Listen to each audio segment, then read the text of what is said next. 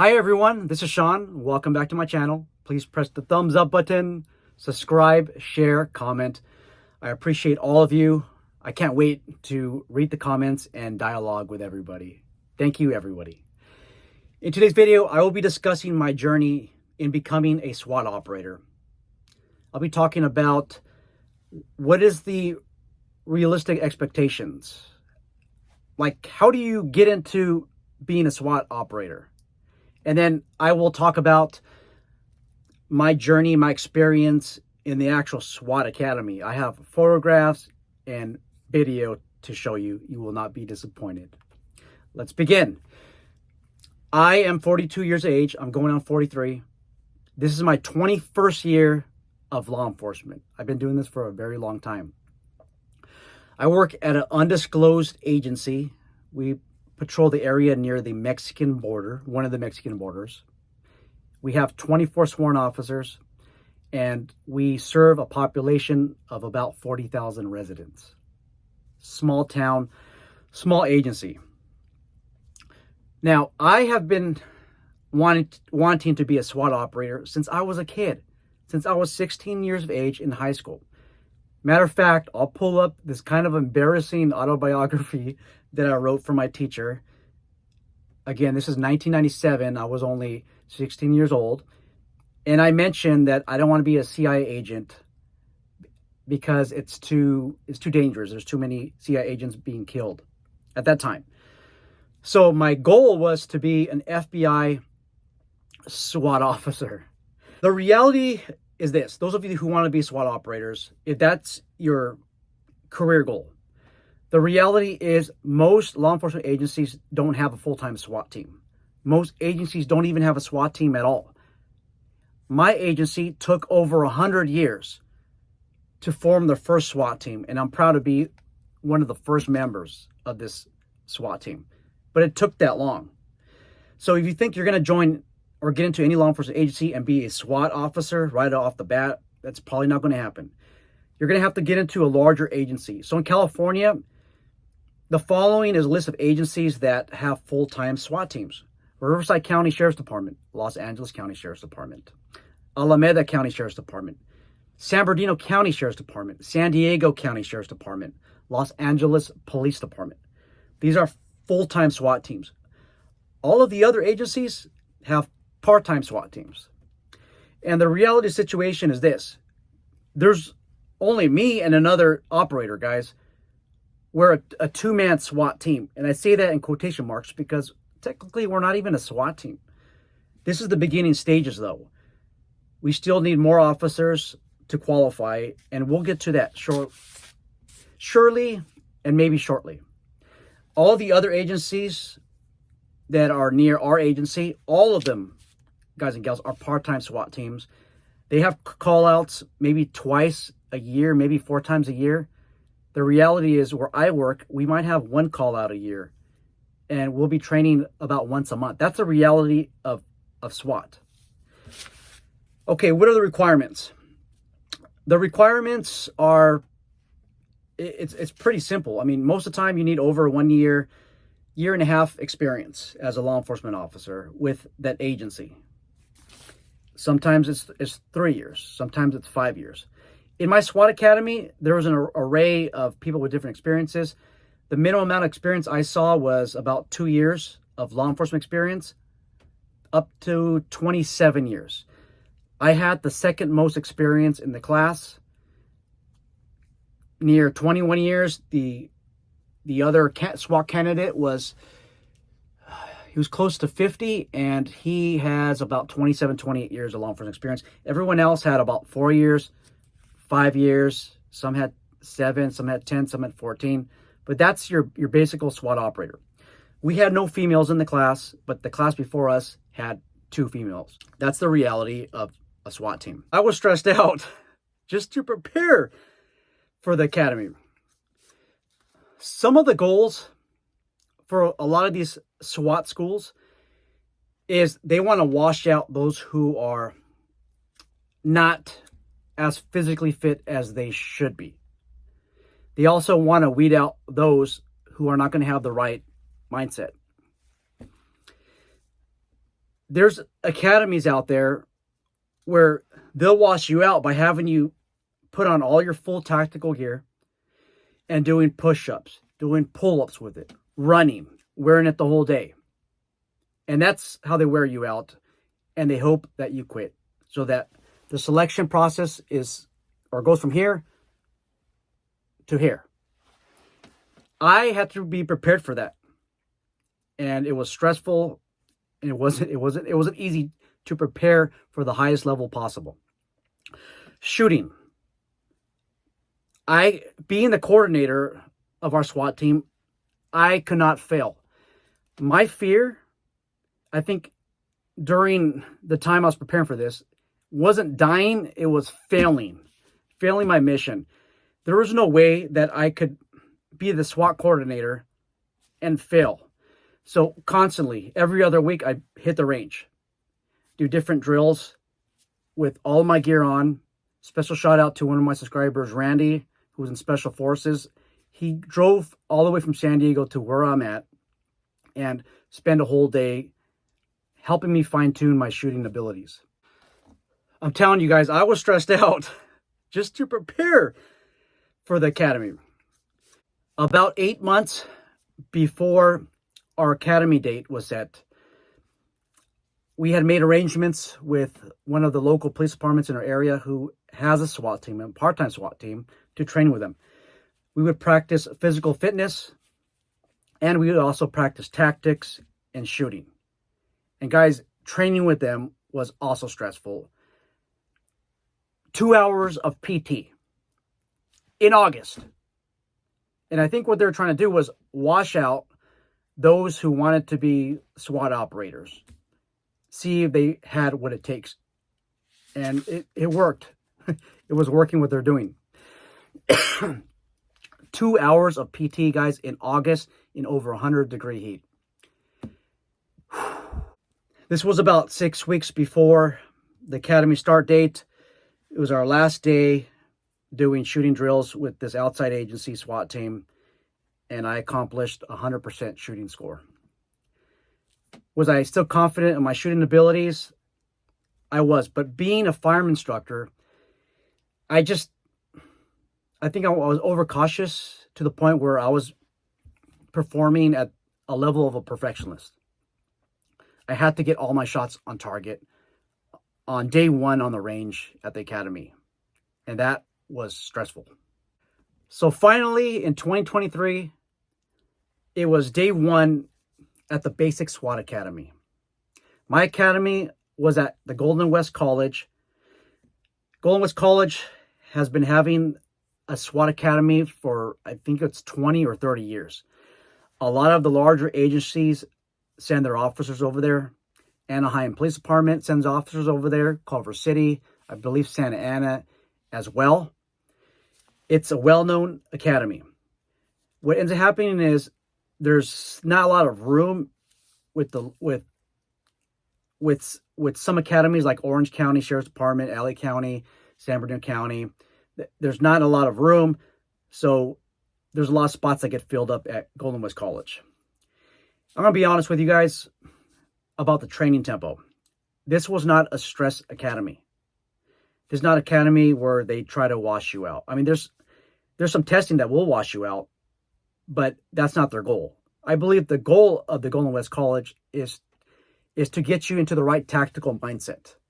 They're not going to have you doing all these pull-ups with full gear, dragging people 200 yards, putting them on your back and running a 200-yard sprint. They're not going to do that. The thinking here is that before the agency sends you, they do their own internal testing. Something else that's worthy of explaining, I have nothing to prove.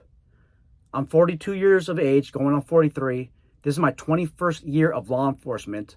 I've been to hell and back.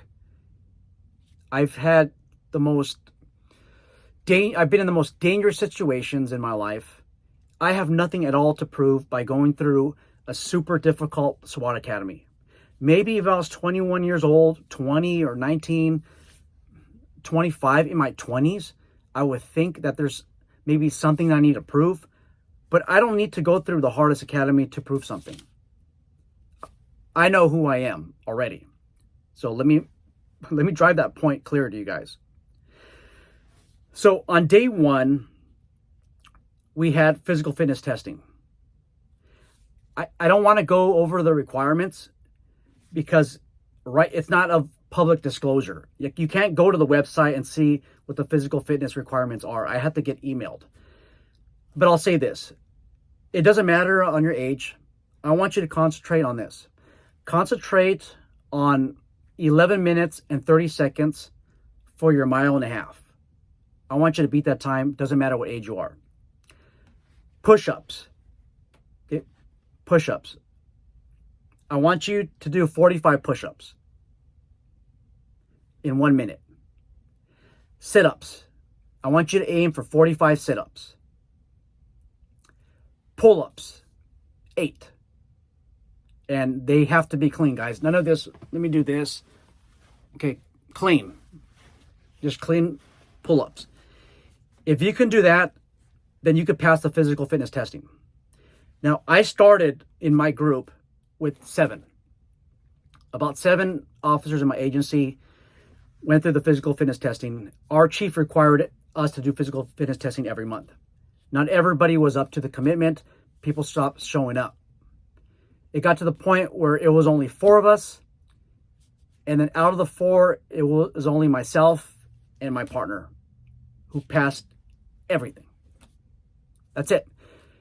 My partners were sit-ups away from passing the pre-test. They were a half a pull-up away, and our chief was pretty strict. He said, no, absolutely not. So it was just me and my partner. That's it. But if you could do everything that I'm mentioning, then you'll be fine. And if you can lug around full kit, full SWAT gear for a whole day, then you should be fine. Now, there's one fellow who was fairly large individual. The more weight that you have, the larger you are. I mean, he was like easy 6 foot tall. The more stress you're going to have on your knees over the years. He was almost my age. I think maybe a little bit younger. Actually, no, he was my age. And he was hurting, guys, the whole time in the academy. He had difficulty doing the kneeling positions, standing. Just be prepared for that, okay? That's a stress that you're going to endure, okay? Arrest and control techniques. I am not going to go over what techniques that we were taught, but there is a weaponless defense component to it. If I show you on camera, if I discuss, it sounds too brutal. I'm not going to talk about it, but they're basically methods on retaining your firearm. Okay.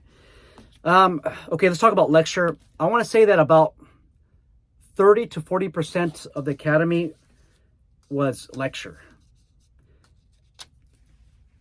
It just depends on the way you train. You have to have a lecture component in any SWAT academy. They talk a lot about clearing buildings and then the liability that comes with it. There's a lot of liability, guys. We go over policies, we go over use of force. That's absolutely necessary in the lecture. A lecture component is absolutely necessary. The academy is post-approved, peace officer standards and training approved, and that's the requirements. That there be significant discussion on liability and tactics and safety. Okay, let's talk about building entry. I want to say we spend about half of the academy doing building entries. What I like is that a lot of the training involves simunition training. If you've been through a simunition scenario, you know that there's a little bit of adrenaline rush because you don't want to get hit by a simunitions round. They're not pleasant. We learn how to clear the corners. The only thing that I would criticize in the academy is we didn't learn any breaching. We simulated breaching the door, but there was no breaching. I would like to see maybe some explosive, thermal, hydraulic, maybe some shotgun breaching, but there was no breaching at all. I think that the intent is that they want to keep the training at 80 hours. And if you want to have breaching training, then there's other courses that you could attend to. Okay. We did some first aid, but it was primarily stop the bleed. and the concentration was on tourniquets. So we did apply tourniquet to ourselves and then our partners. And what I really liked is the instructor, who is he's a current LAPD officer, and he's assigned to the Arrest and Control Division. I think it's the Weaponless Defensive Tactics Division. I don't know what division they call that in LAPD, but that's what he's in charge of. And then he's also one of their Stop the Bleed first aid tactical casualty care instructor. So he would stop the lecture and say, apply tourniquet, right arm of your partner to your left. Go. And he would basically time everybody. And he would tell us how much time you have left to stop the bleed. And then he would carry on with the lecture. And then he would say, shots fired, your partner on the right is hit, left femoral artery. So then you take your tourniquet out and then apply the tourniquet correctly. So I thought that was awesome. It took away the monotony of, again, the lectures. During the buildings, going back to building entry, sorry guys, I'm skipping back. We learned a lot about the blocking technique. Blocking techniques, basically when you are moving from one location to an area of the unknown, there's always these corners, these open areas that allow an opportunity for an adversary to start firing at your suspect's back. The blocking techniques basically involves your partner offering 360-degree coverage. Well, you and your partner completing 360-degree coverage. It's really difficult to show on camera. I'm sorry, very difficult to discuss on camera, but this is the technique that they heavily emphasized. Hostage rescues, that was fun. We did a significant amount of hostage rescues. We did vehicle assaults involving a hostage. So the hostage would get out. We'd have our role players, and we would react appropriately. We had hostages in rooms, inside of multi-story buildings. We actually got access to the Orange County Registers, the old Orange County Register's office that has at least 4 or 5 floors, and they're huge. It took us on one training day about 40 minutes to clear the building. The Academy shows us dynamic entry approaches, which is basically you're clearing the corners rather quickly, but they heavily emphasized slow and deliberate approaches to corners. That was the main emphasis, and the reason for that is there's less officer injuries on a slow and deliberate approach. Rappelling. I didn't know that I was scared of heights until the day that I was on the level 4 and level 5 story of the Huntington Beach Fire Department rappelling tower. I was right on the ledge. And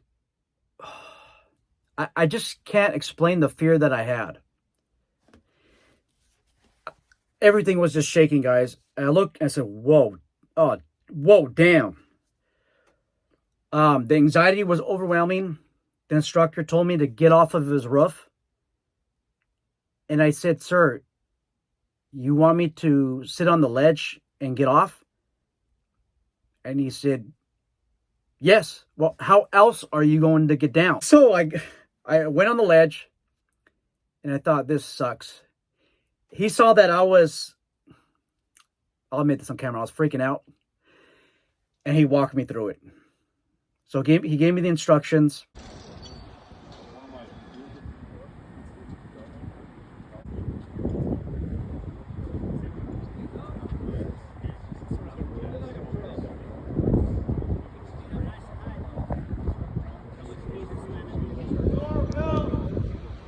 On the way, blue.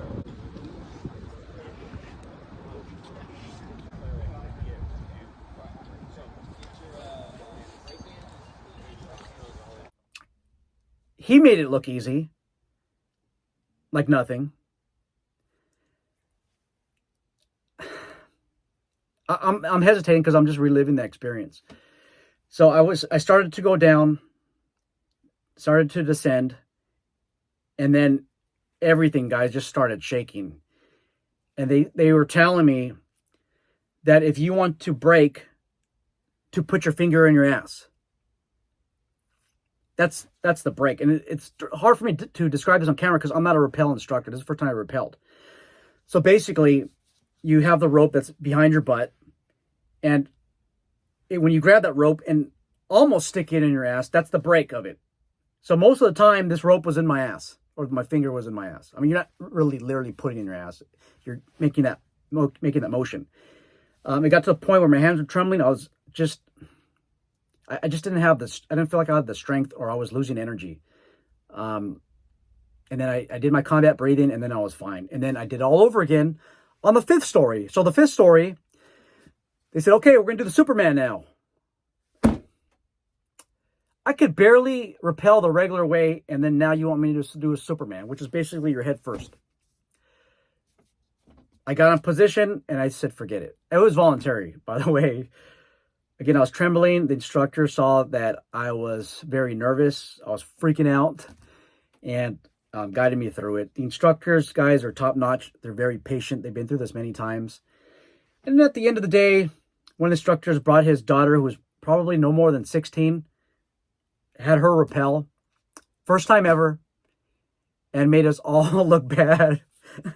We have these full-grown men in full-blown SWAT gear, and then the 16-year-old girl just goes down the rappel tower easy. So that's the most scariest experience. There was a Marine in my class who'd been in combat, who was freaking out when he was doing this.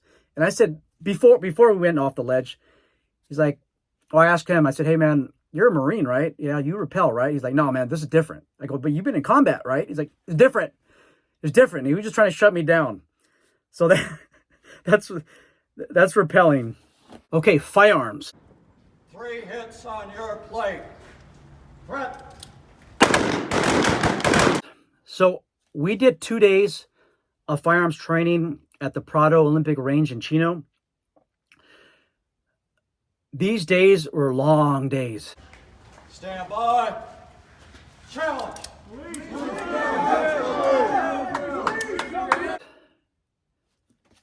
Imagine wearing full kit. That's all your SWAT equipment.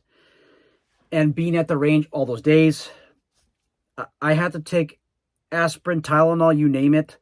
When I got back to my hotel room, I was in so much pain because of all the pre-existing injuries that I have. It's just so much stress, guys, on my back. Knees not so much, but it's mostly my upper back and then some of my lower back. It was troubling for me. It was challenging for me. The techniques that you're going to be doing, or that I did, I've done before in other training. I'm not trying to put myself up here, but as a firearm instructor, I've been through a lot of training. In about a 2 years period, I have logged in over about 400 hours of some firearms or tactical related training. Something that has to deal with tactics in about a 2 year period. Most of it was through my own dime. Lots and lots of training. And in that training, I go through lots of firearms manipulations and drills. And by the way, with all this training, guys, it's not stuff that I made up. I can actually produce certificates for all this that I'm discussing. And in addition to that, I did about 8 months of training with a local agency that has their own SWAT team. The firearms training that I saw was very basic. It was nothing that I've seen before, but it was good to reinforce the concepts that I've learned in other schools. We do a lot of prone shooting. There was shooting on the move. There was your spin and turn shooting, where you're totally opposite. You're facing up range on the range, and the instructor would yell out threat, and you would do a complete spin around and negotiate around your partners and get your rounds on target. There was a lot of magazine changes. There was a lot of rifle to pistol drills and then pistol to rifle drills. There was a lot of weapon malfunction drills. There was some significant movement. I would have liked to see a lot more movement, but when you have when you have a class of 35 SWAT team candidates or operators or recruits, it makes dynamic range training a lot more difficult. So what they end up doing is splitting the range in half. I'm sorry, splitting range times. So the first 17 or 15 will go up, and then after that, the remaining 14 or 16, however many people were left, would go next. And the range, it's not where it's hundreds of yards this way. We're kind of confined to a smaller area. There was a firearms qualification requirement towards the end, and you're required to pass. We didn't have anybody that failed, which is great. Mind you, though, that a lot of these agencies have a PT test requirement, pre-academy PT test requirement, and a pre-firearms training requirement, and you have to qualify with the firearm and qualify with the PT test in order to even get to the SWAT Academy. I think because of that, I think that's why everybody passed. Now, if you're wondering how can you prepare yourself, I don't want to discuss on camera what the actual what the course of fire is, because that was something that was sent to me before I went through the academy. You can't go online and download it. You can't find it online.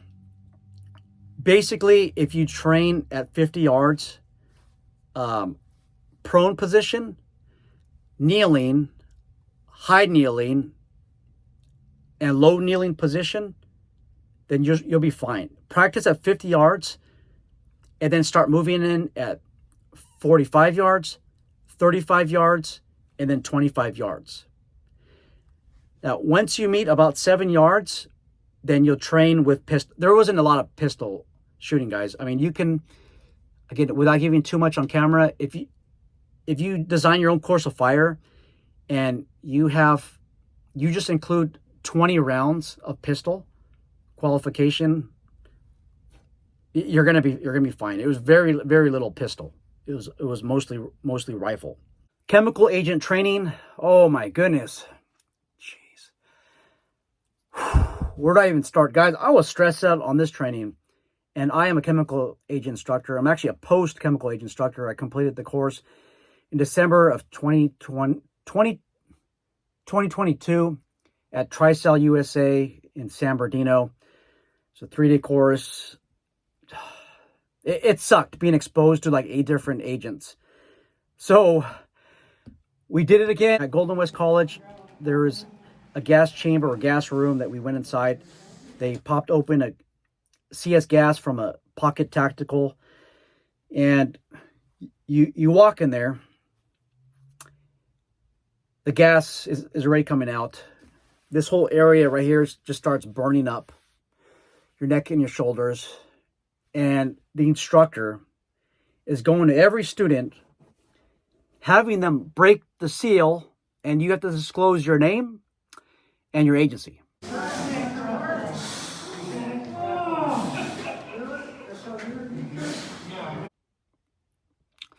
So when it's my turn, I thought I was going to be smart and do it fast. So I cracked open the seal, but I took too much time. I opened it and I said, "Sean Sundell, police officer!" Now, I can't say the name of the agency or the department, but just interject that agency name. And the instructor says, who's actually a Santa Ana Police Department SWAT team leader, he said, "That's the most fastest that I ever heard anybody say their name." It sounded once again like this: "Sean Sundell, Santa Fe!" And I thought he was going to have me do it all over again, but he didn't. So I couldn't leave the chamber until everybody else said their name. And guys, I was hating it. Let me pull up a picture. When I took this picture, I still had some gas in there. I mean, it was just stuck in there. I was trying to just blow it out, and it just felt like it was in there. It sucked. So then you go outside, and then you take the whole mask off, and then the instructor walks you in. He grabs you by the arm and walks you slowly back in the gas chamber without a mask on. Some instructors ask you how your day went, how your day's going, where you work at, so that you get exposed. And it wasn't too bad inside, but then as soon as I walked out, again, I was choking. I felt like I was choking, couldn't breathe. It sucked. It sucked bad, guys. My eyes were just burning, man.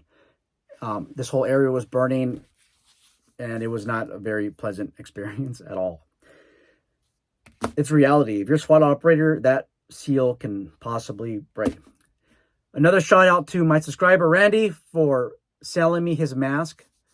He sold me his FM53 with the voice projection device. It retails for $1,500. It was brand new. He gave it to me for $720 or $730. That mask actually fit. If they are issuing you a large mask, keep in mind that 85% of the population is a medium. When I went through chemical agent instructor school in December of 2022, I had a medium and I had a large. Guys, the medium seal broke, or it wasn't sufficient because I have a small head, face. It was decent, but it still broke. So with the small that I had that Randy sold to me, perfect seal. So make sure that you have a mask that seals, because you're going to have a horrible time. Flashbang training. Oh, that was awesome.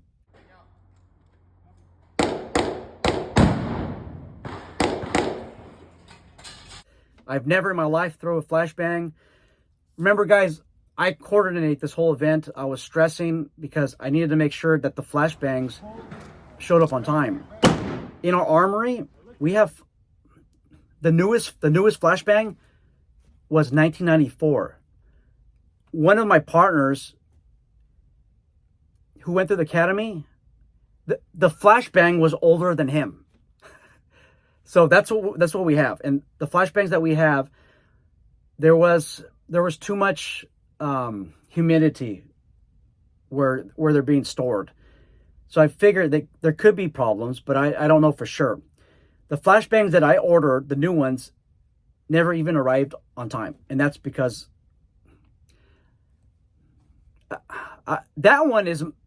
that's my agency's fault. You know, you can only do so much. Like I said, you don't have your own checkbook.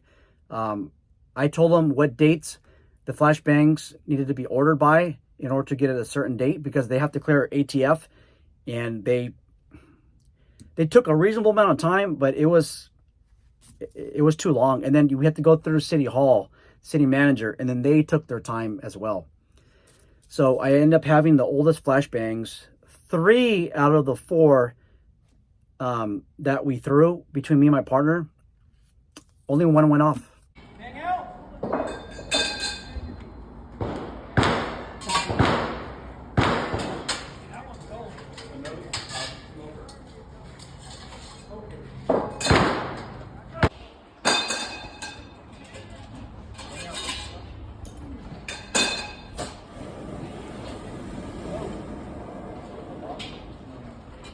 Rope flare. One went off, but the one that went off was exciting.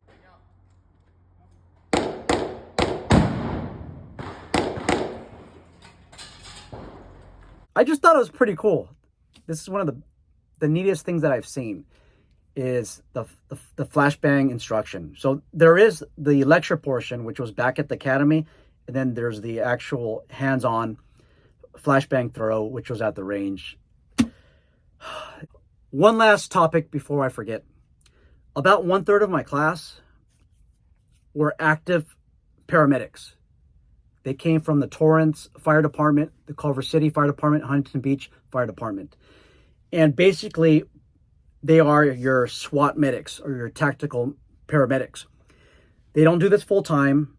Their primary mission is the fire department, not the SWAT team. When there's a SWAT call out, they would be dispatched to the command center if their primary duties of being a firefighter are already fulfilled. So if the fire department is short firefighters that day, or paramedics, if they're short, they're not going to grab one of those medics and send them on the SWAT call out. So these medics do it part-time. They train on a regular basis with the police department SWAT teams. But that's where 1/3 of your candidates come from. Most of them shot pistol. There was about 2 or 3 of them that did a very good job. I love to be in class with firefighters, with paramedics. There's always a lot of jokes that go around, but I thought it was pretty cool, and it was pretty neat having paramedics on staff just in case one of us got injured. So I personally enjoyed it. Something I did learn about firefighters or paramedics is that when they go on these call outs, they're not armed, and I believe that they should be armed, but their fire chief doesn't allow them to. Let's talk about our instructors. Guys and gals, our instructors were the best in the business. There was 3 men that were primarily in charge of the academy. There's Brian Tidrick, there is R.K. Miller, and there's Pat Hurtado. All 3 were former SWAT operators, the best in the business. What I like about our instructors is they held us accountable. Let me acknowledge R.K. Miller. R.K. Miller is he's the legend, the SWAT legend of the Orange County area. He brought SWAT to that area in the 1970s or 80s. Very highly respectable person. He held us accountable. We went to the range and we accidentally shot the hostages. I actually blame it on the firefighters, the paramedics. He had us do push-ups for every hostage that we hit. He held us accountable. He allowed us to do push-ups in full tactical gear or no tactical gear. I chose to do it in tactical gear, but he held us accountable. And on range days, R.K. Miller led the course of fire. He is probably well over easy over mid-70s. And he led the course of fire on the range. How awesome is that? You can't even call him sir. I mean, we all want to call R.K. Miller sir because he's R.K. Miller. He's the legend. And he gets upset. He said, don't call me that. All 3 talked about leadership and showed us leadership. Brian talked about the chemical agent house. He talked about that towards the end, he was going to have one of us walk him through the house without a mask on. And he did it. All 3 led by example. I just don't know where you find these fine instructors anymore. R.K. Miller weighs about 90 pounds. He's the guy that's yelling the commands towards the middle of the video, by the way. He weighs about 90 pounds. He walked up to me on several occasions and asked me, hey, sir, do you need any help carrying your items to the range? That was about 50 pounds of equipment. He asked these other guys who were like 20 years old if he needed help lugging around 100 pounds of equipment. And everybody said no, but thank you. There was a time when I was running a little bit late and he walked up to me. I thought he was going to chew me out. And he asked me if I needed help loading my magazines. What R.K. Miller taught me during those 2 weeks, and so the other instructors, is the concept of being humble. I mean, you complete the SWAT training and you think you're the best of the business. You think you're the best at your department because you just obtained 80 hours of training. You are a SWAT operator. You think you're up here. But these guys bring you down to here and they show you, they tell you that when you go back to your agency to be humble because people will look up to you. R.K. Miller, by the way, is a Vietnam veteran. He did mention that he's a former Marine, but he never mentioned that he's a Vietnam veteran. I mean, that's humble, guys. And these are the group of instructors that will be leading your course. Pat Hurtado just barely took over the academy. By the time that you go to the academy, if you decide to go to that academy, he'll probably be your coordinator. Brian was the former coordinator. Now it's Pat. But guys and gals, this academy is a great academy. It's not a stress academy. They really embed to you the concepts of leadership and accountability. I can't ask for any more. Throughout the course of our academy, Brian Tindrick learned that our department is broke. We are starting the SWAT team from scratch. We have nothing. Guys, I had to get our patches designed. We had no SWAT patch. We had no helmet. We have no rifle armor plates. I mean, we truly have no Bearcat, nothing. And Brian approached my partner and handed him a set of Liberators. Liberator ear protection. These are worth about $700. They were donated from another SWAT team who was phasing those out, and Brian had an inventory, and he gave it to me and my partner. For those of you who are not in law enforcement, but you want to be a SWAT team member, this is the reality. You cannot just get hired by a law enforcement agency and then automatically go into a SWAT team. Those of you who are prior military, some of you are combat veterans, you can't just get hired into an agency and think that you're going to be on the SWAT team. That is not going to happen. You're going to have to do your time because there's a labor issue. There's other people that want to be on the SWAT team, and they normally have first dibs. If you just start on day one thinking you're going to get the SWAT team, you have a lot of policies, procedures, a lot of people who are going to be against it, and they're going to fight you all the way to the bottom. You're not going to get in. Remember, if you want to be a full-time SWAT team officer, go to a large agency where they have those opportunities. If you're okay with doing it part-time, make sure that the agency where you apply with SWAT team. Try to figure out if they have 15 members. It looks like if they have a 15-member SWAT team, they can do basically all the capabilities of the larger agencies. But once you start threading into a SWAT team that has 10 members, 11, 5 or 4, you basically have more of an entry team. And that's where I'm headed to right now, guys. It's only me and my partner. Realistically, we're not even a SWAT team. Entry team, maybe, but those who will be doing entry are the other police officers who don't have the special knowledge, skills, and abilities. So at the most, just pushing it where I work at, we have an entry team, if even that. So that's all I have on all the topics. Guys, if you have any questions, concerns, let me know in the comment box below. I know I took a lot of time in this video. I could talk about the SWAT Academy and SWAT for hours, but I don't want to take too much of your time. I'm thinking maybe we hit this video at 40 minutes, maybe 45. Thank you so much for your patience, though. If you are going to go through the SWAT Academy, at least comment below so I know that this video at least reached somebody. And hopefully this video will be helpful to those of you who are going through a SWAT Academy. If you're in the private security industry and you're interested in knowing how SWAT tactics relates to private security, one of these days I'm going to do a video on private SWAT teams. I touched on it a little bit, but I want to go more into depth. It's just something that's worthwhile. That's all I got. Looking forward to dialogue in the comments. Take care, be safe, and good luck if you're going to go through the SWAT Academy. Take care.